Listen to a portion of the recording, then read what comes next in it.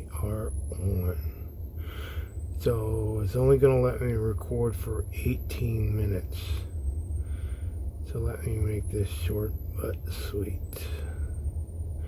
So I looked at a couple posts today, and I saw a couple of people that reached out to me and said, hey, we want to follow you because we feel that you can tell the truth. So if you think the footage that I made the other day about saying who I really am is an eye-opener, wait until you hear what I'm about to talk about. So I'm just going to say no organizations and no names. Some of you all know who I'm talking about. Some of you all know who the organization that I'm talking about. But I'm just going to tell you that from the things that we grew up learning are not what they perceive to be. Now let me get into where my situation comes in.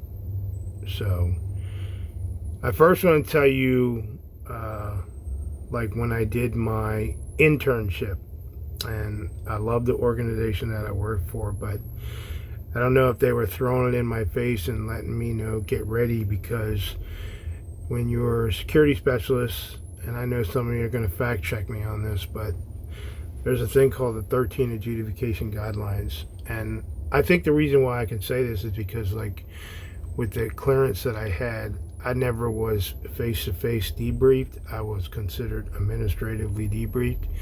So it's not that I knew a lot, and I'm glad that I didn't know a lot, but I saw a lot of stuff in my face. So when I worked or did the internship at this certain organization, they put me in a room called a SCIF. And my job was to put new cover sheets on records. And they told me, don't be afraid to see what you're about to get into. And I saw multiple charges. I saw stuff that violated the 13 adjudication guidelines that were reported, and these people probably to this day are still working for the government, making more money than you can even imagine. So now let's get into the organization that I worked for.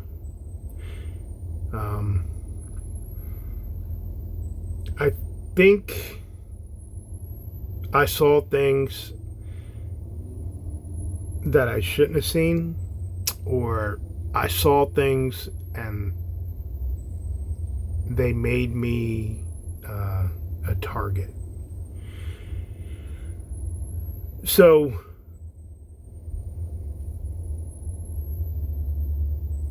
I have to tread lightly because I want to tell you the truth, but I don't want to hide the truth.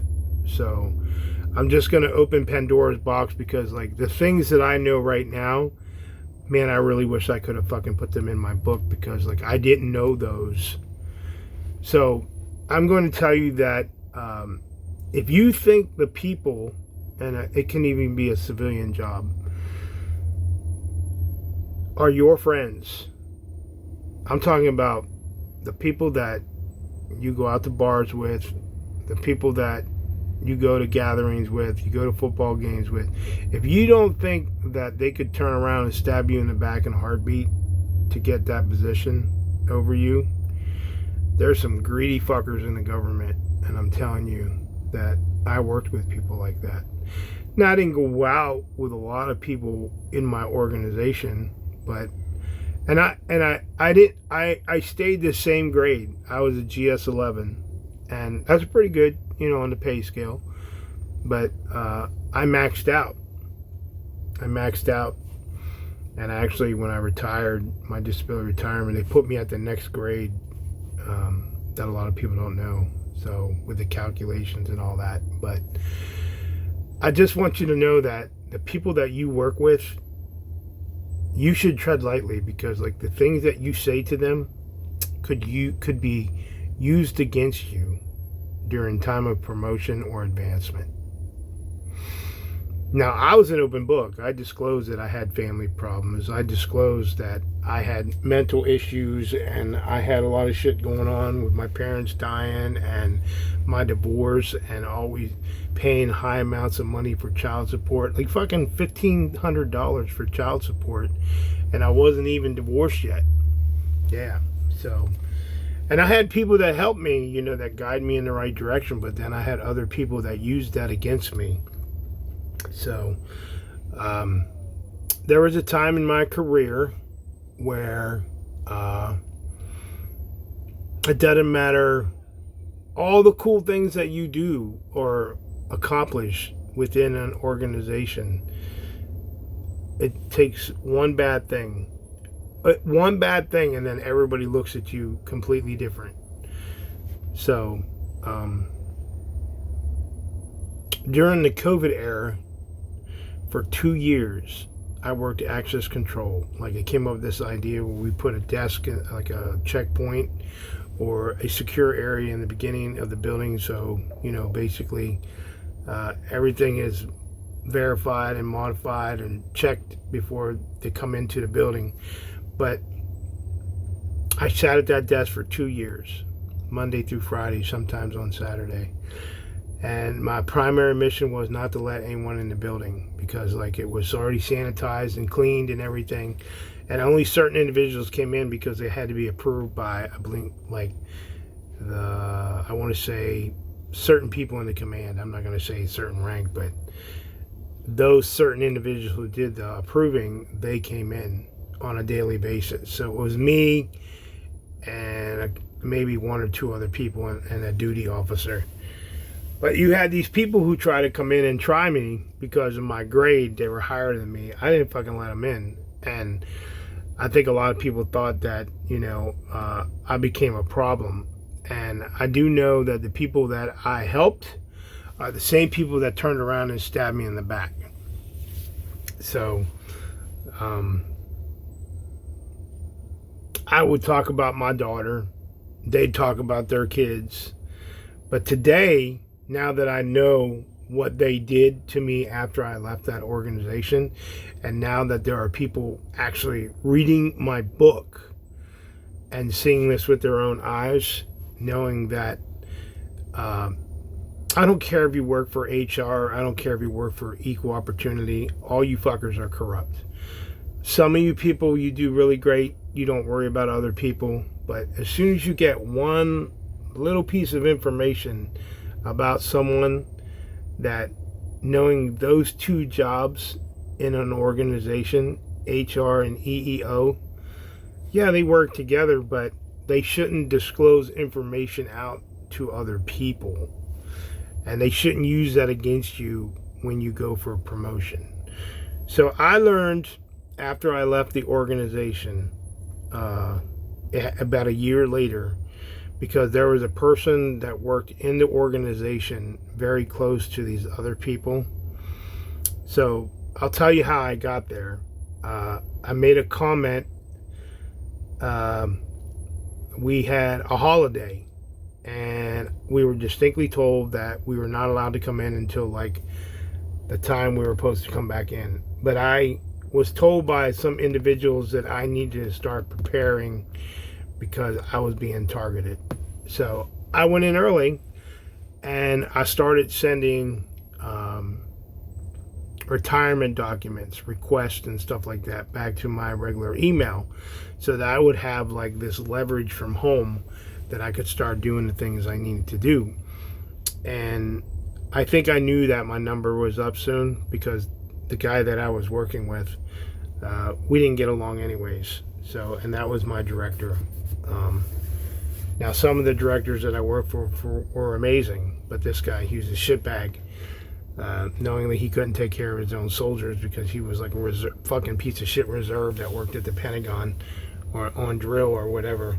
And I basically told him, I said, well, if you can't take care of your soldiers, we can't take care of the people in your office, And he already knew, I knew that he had vengeance against me because I worked with him like in 2016. But I'm disclosing this now because like what I found out was I truly knew that I was targeted because from what I'm hearing today, which I didn't even need to know. People will fucking call me on the telephone or send me an email and tell me, like, erase this email as soon as you get it and just read it. And, they did you bad. And when they say they did you bad, there are actually people that will talk about the incident or the things that were said to other people in the organization today. And now that those people know, they know something about me, and now some of those people are being targeted because like they spoke up about it. Well, loose lips sink ships. That's all I'm going to say. And if you know where that term came from, then you'll know where I used to work. So someone told me when I was terminated in April that it was like in the EEO office that they had a party. Like they absolutely celebrated because like I actually reached out to some of the people in EEO to help me and nobody helped me.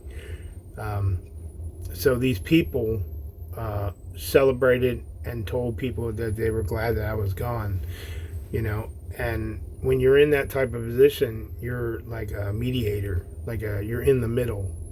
You're not supposed to be for the team or against the team, and you're not supposed to say anything. So the people that were working within that organization that saw that told me, and knowing that my stuff was, approved by the Pentagon, I really wish that would have been in the book.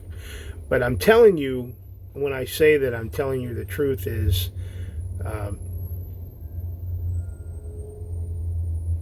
do your homework if you go work for an agency.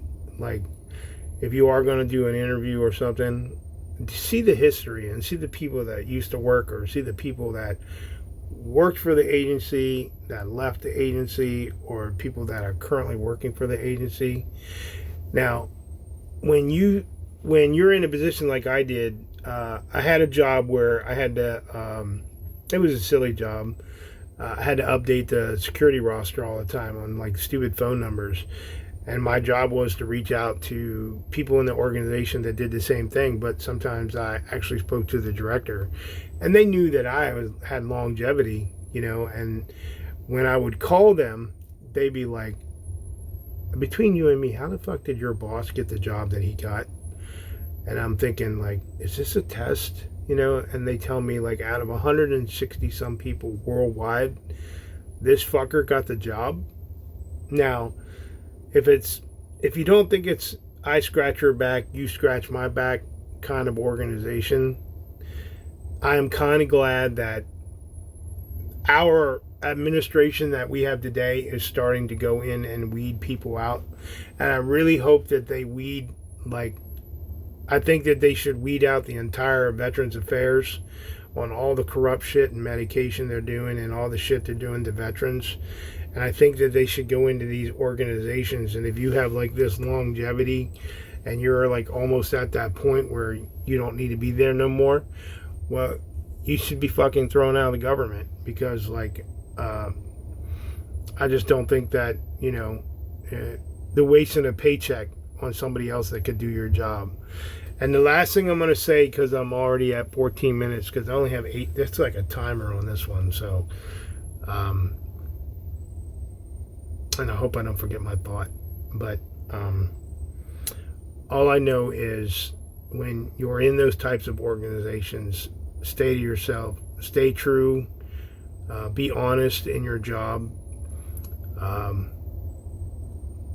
don't speak bad about the organization. It will come back on you. If you know something, watch who you tell. Yeah, it just came to me now. So there are people who coming on the internet as government employees that are bitching and complaining that they have to go back to work. Let me tell you what, if you don't know some of these people that are GS 12s, 13s, and 14s, and 15s that are bitching on social media, if you would imagine after 5 or 10 years how much that paycheck is monthly or yearly, and they're at home taking care of their parents or their grandparents or fucking their kids or whatever the hell, and then they bitch that they have to go get childcare. Let me tell you what, the money that they're bringing in is one person, I would even say a GS9 or a GS11, like the money that they're bringing in, it's ungodly. And they bitch that they have to come back to work. Well, I know when I went in, basically swore in as a government employee, you don't raise your hand or anything, but you sign statements that you will support and defend the Constitution of the United States. But I'm just going to tell you that they have this thing called a telework agreement, and I guess with our new administration, all those were abolished.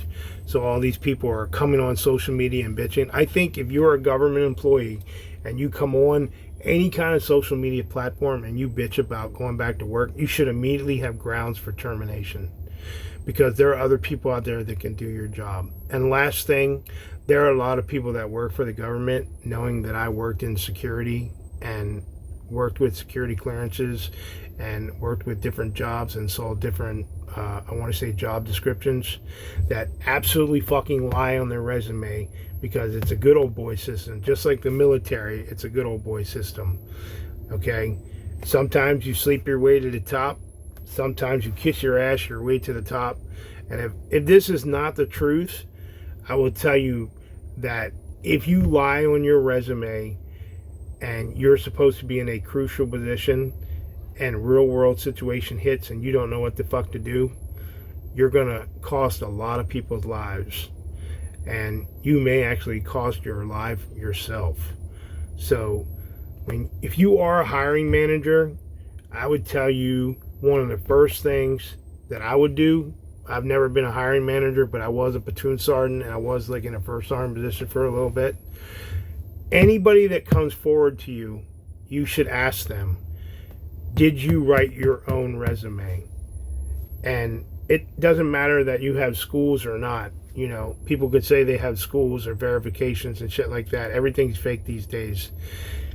I would put them in scenarios. And if they can't answer simple scenarios, they can't fucking work. They can't do the job without you being there. So everything that you see is a fucking lie. I'm out. Peace. I'm the voice of the